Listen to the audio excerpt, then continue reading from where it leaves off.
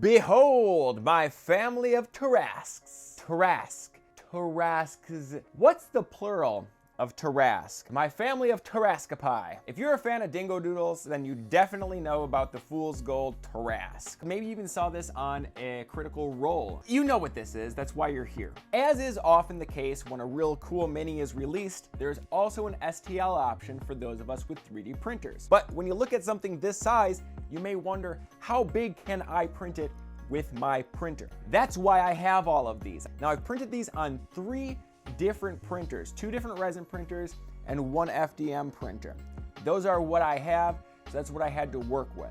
This is the full-size one. Just for comparison, here's a human approximately 6 feet tall. Put you in there for now. And this was printed on my Anycubic Photon. I'm gonna talk about how big each of these are and what it took to print them. If you've made it to this video because you're trying to make the decision of whether to buy the STL or wait and buy the fully printed model, I'm hoping I can give you all of the information you need to make that decision.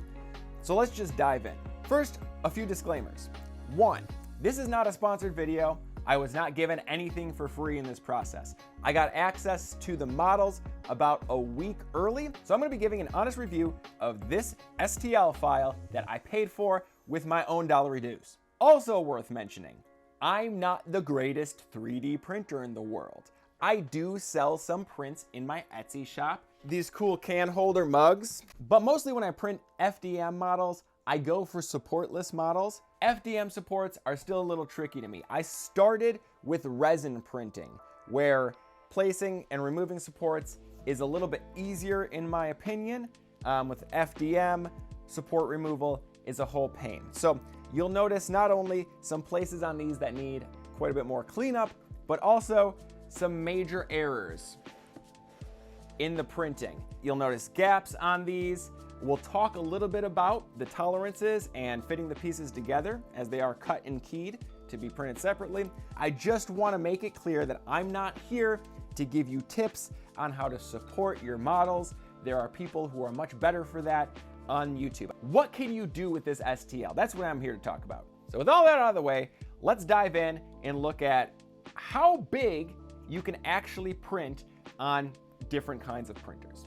Let's start small with the baby. So this little fella right here, human for comparison, was printed on my Anycubic Photon, my smallest 3D printer, my first 3D printer. It still has a place in my heart even though I barely ever use it anymore. This was as big as I could print it in one piece. In order to do that, I had to scale it down to 18% of its original size, and that's a lot. I mean, when you think about it, do you really think of this as 1/5 of this? Not really. But we don't always consider that when we're scaling things down. There's the whole square cube law, and basically stuff's gonna come out probably a little smaller than you expected. So just be prepared for that. I didn't print all of the parts separately on the Anycubic Photon, but I did kind of size that up to see about where it would come out to.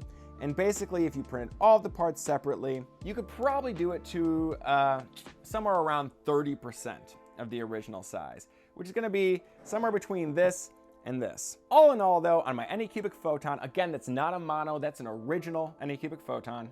It took about 6 hours and hollowed out used about 50 milliliters of resin. Moving on to the Elegoo Saturn, which I think most people would consider a mid-size resin printer. This one I actually printed solid. Why did I do that? Well, because it was the first one I printed and I struggle with hollowing and not ending up with, you know, stuff like this. Now the Elegoo Saturn is a mono screen, so this went a little bit faster. So this is 38% scale. And this was as big as I was able to get it in one piece. Printing it totally solid. It's got quite a heft to it. It took about 8 hours and used 564 milliliters of resin. So that's a little over the half of a liter bottle, you know. If you hollowed it out, it would come to about, according to my calculations, by which I mean a fairly loose estimate, 350 milliliters. So you're already talking about spending some cash on your resin to get one of these off your printer. Now, printing it in separate pieces on that same Elegoo Saturn, I was able to get it up to 70%. So if you're working with a larger resin printer at home, this is about what you're gonna be able to get out of it. All in all, that took about, hold on a second, I gotta add things. About 42 hours of print time altogether. And that's not counting time to set up the models, time to post-process, and time lost by picking it up like I do. But let's move on to our FDM. Is this resin goo on my, ugh, that's better. Look, this is one of the reasons I try to avoid hollowing my resin models, is because the cleaning out the middle, it's just always a nightmare. Like even now, where it's like weeks later, I've still got crap dripping out of there.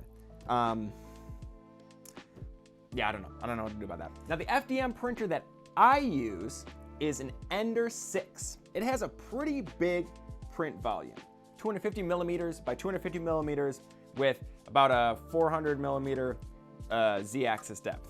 Now I originally tried printing it on its side. That print failed pretty quick, which I think is a blessing in disguise. The surface that was down, touching the supports, looked like crap.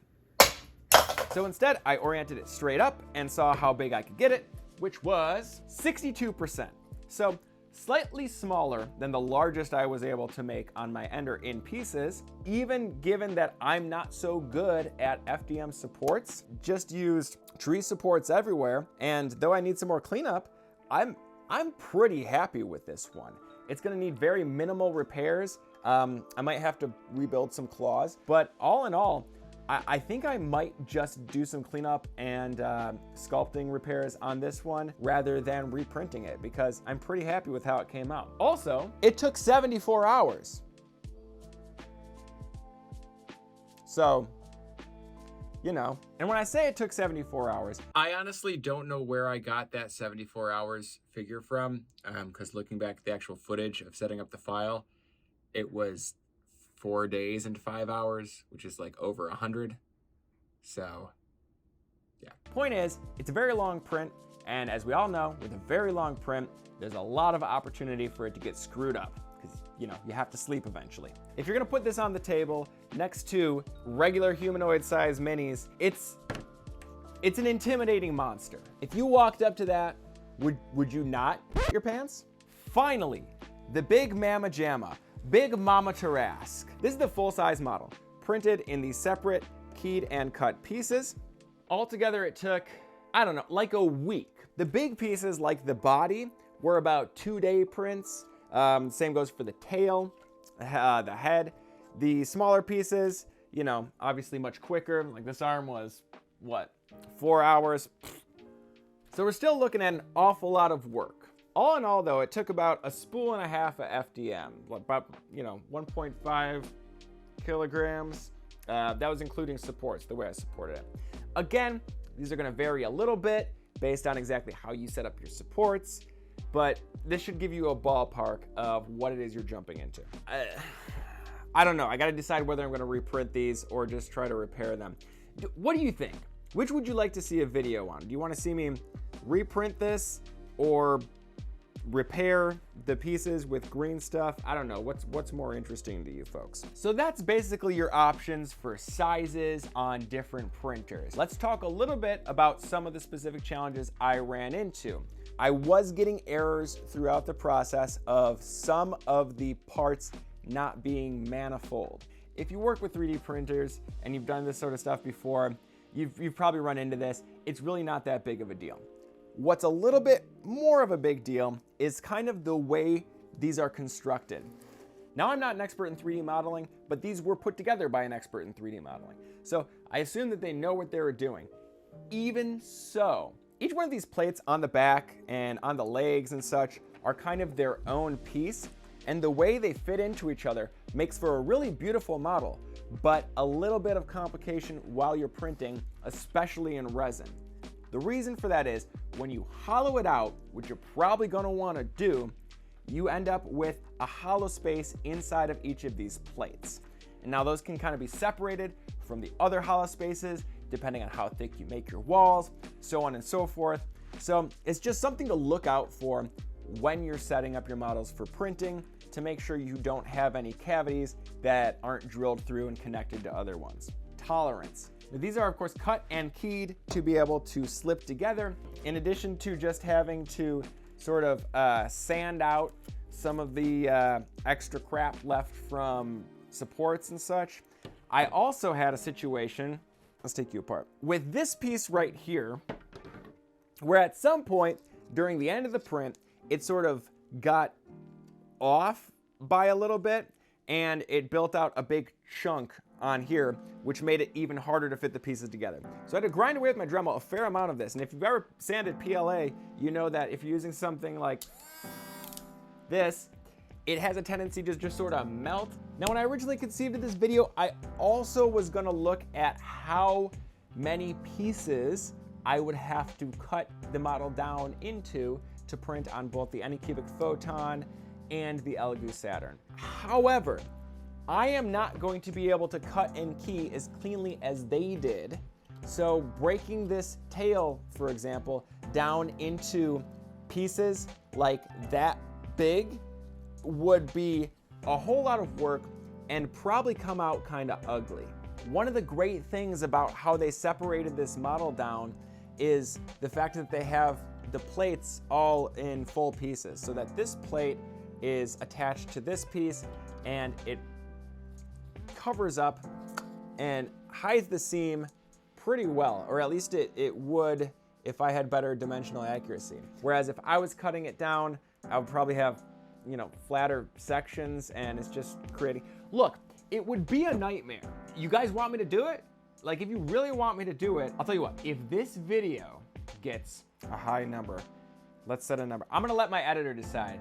Editor, decide how many likes this video needs to get for me to try to print a full-size model on the Elegoo Saturn. Now, it comes in 1, 2, 3, 4, 5, 6 pieces. Printing each of these separately is how I was able to get it to 70%. The body tends to be the biggest part. If you're trying to figure out how big you can scale it, test the body and the tail. When I do my supports, I probably lean on auto supports more than I should, especially when I'm just trying to get something done and on the printer, and I don't want to spend an hour supporting each piece, each model.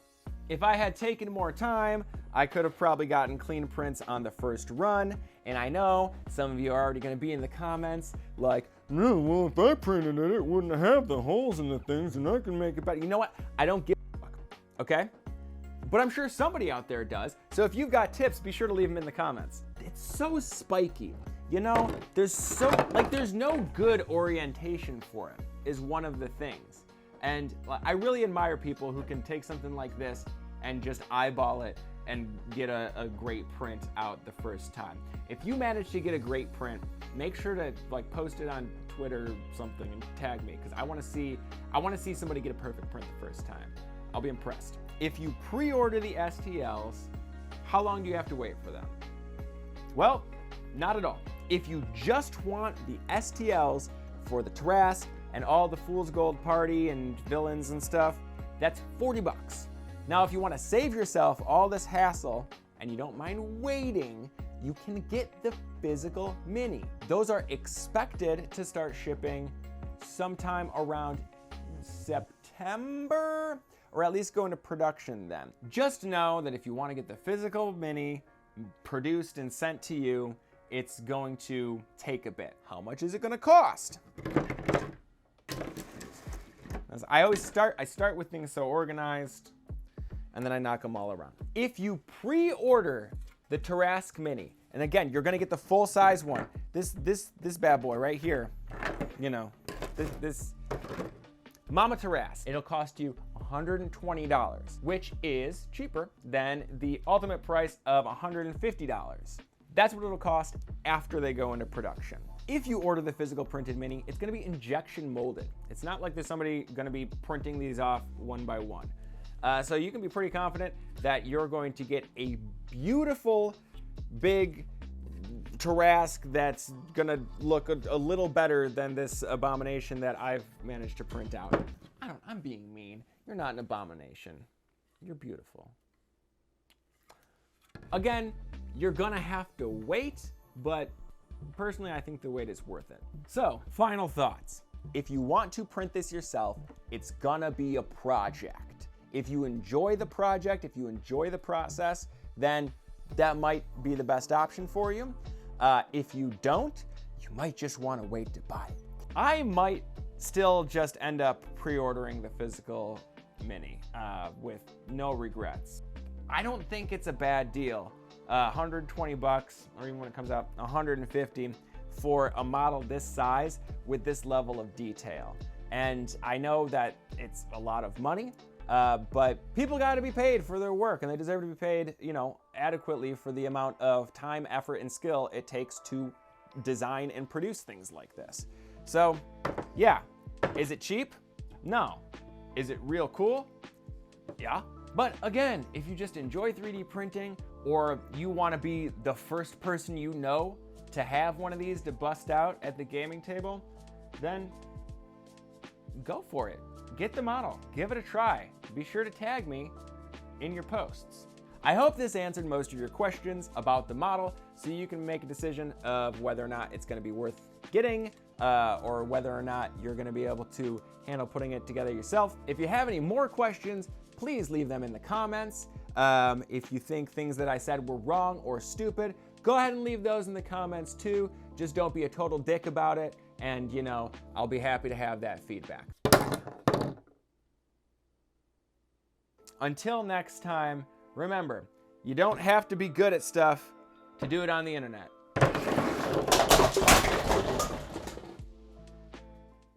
I really hope that was funny, because I'm pretty sure that I broke something off of every one of these models. Do you want to see me do a video of repairing the sort of the little spikes and, you know, getting one of these table ready, painting it up? I got an airbrush. I don't know. Where should I go with this project? I got all these Tarrasques. I got the files. What do you guys want me to do with all this?